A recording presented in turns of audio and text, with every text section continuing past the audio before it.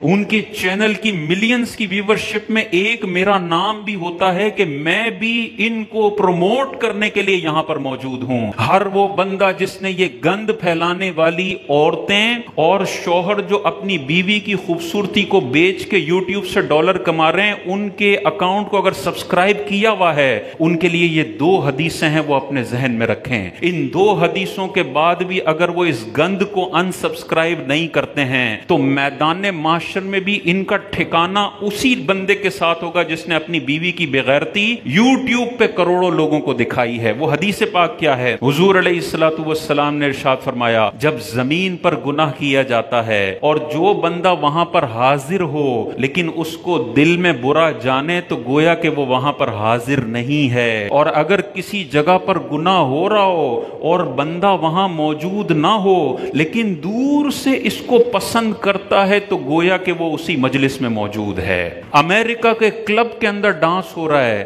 پاکستان میں کوئی رہنے والا کہتا ہے کاش میں بھی اس کلب میں پہنچ کے ذرا ڈانس کر لیتا، تو وہ کراچی میں ہے لیکن اس کے نامہ اعمال میں امریکہ کے کلب کا گناہ لکھا جا رہا ہے. یہ نبی نے فرما دیا ہے. تو جنہوں نے سبسکرائب کیا ہوا اس گند کو، میدان معاشر میں آپ کا ایک سبسکرپشن ساری ویڈیوز کے گناہ میں آپ کو برابر کا شریک کر دے گا. وہ اپنا باتھ روم دکھا رہی ہے، وہ اپنا بیڈ روم دکھا رہی ہے، وہ اپنے بھاگنے کی ویڈیو دکھا رہی ہے، وہ اپنے بغیر دوپٹے کی ویڈیوز دکھا رہی ہے، اس کے شوہر نے تھمبنیل پہ اس کی بیوی کی ویڈیو دکھا کے ڈالر حاصل کر رہا ہے. ہر ایک گناہ میں ہر سبسکرائبر ملوث ہے. ابھی موت آ گئی، ابھی ملک الموت آ گیا، اب کوئی طاقت نہیں ہے کہ اس سبسکرپشن کو آپ ختم کر سکے. اب ان سبسکرائب کا بٹن دبانے کی آپ میں طاقت نہیں ہے کیونکہ روح نکل چکی ہے. آج طاقت ہے، گھر جائیں، اپنے یوٹیوب کے اکاؤنٹس دیکھیں، اپنے فیس بک کے اکاؤنٹ دیکھیں، لائکڈ پیجز کو کھولیں،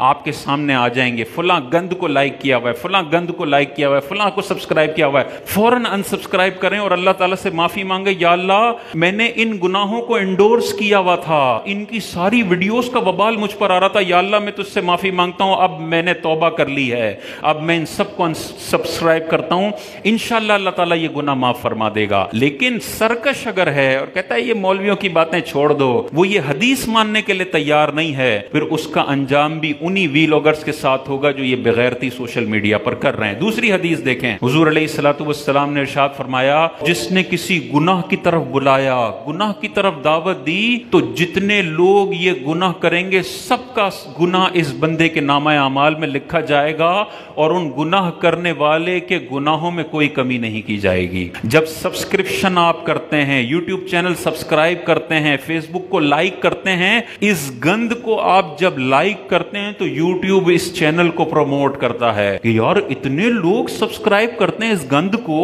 یہ اپنی بیوی کی بغیرتی دکھا رہا ہے اور پاکستانی 6 ملین نے اس کو سبسکرائب کیا ہوا ہے، اتنا اچھا کانٹینٹ ہوگا. وہ ان ویڈیوز کو وائرل کرتا ہے. ہر جو ویڈیو وائرل ہو رہی ہے اس میں ہر سبسکرائبر کا حصہ شامل ہے کہ اس نے اس گناہ کو پروموٹ کیا ہے، اس نے اس ویڈیو پر کمنٹ کیا ہے کہ کیا زبردست ڈانس کیا ہے تیری بیوی نے. یہ سارے لوگ اس گناہ کے اندر برابر کے شریک ہیں. اور نبی نے فرما دیا، جو کسی گناہ کی دعوت دے، اسے پروموٹ کرے، اسے کسی بھی طرح سے پبلسائز کرتا ہے، سارے گناہ گاروں کا گناہ اس بندے کے نامہ اعمال میں لکھا جائے گا اور ان گناہ گاروں کے گناہ میں کوئی کمی نہیں کی جائے گی. یہ واضح حدیثیں ہیں جو ہمیں سوشل میڈیا کا استعمال صحیح کرنے کے بارے میں بتا رہی ہیں کہ آج اپنی آنکھیں کھول لے.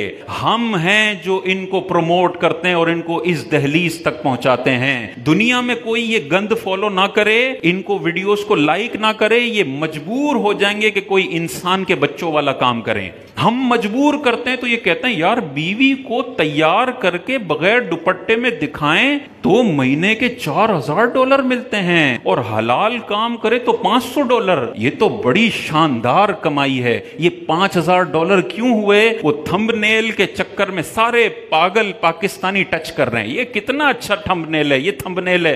پوری پاکستانی قوم کا بیڑا غرق ہو گیا ان بغیرتوں کی وجہ سے، اور ان بغیرتوں کو عروج پہنچانے والی ہماری پاکستانی قوم ہے. بائیکاٹ کریں ان ساری گندی چیزوں کا.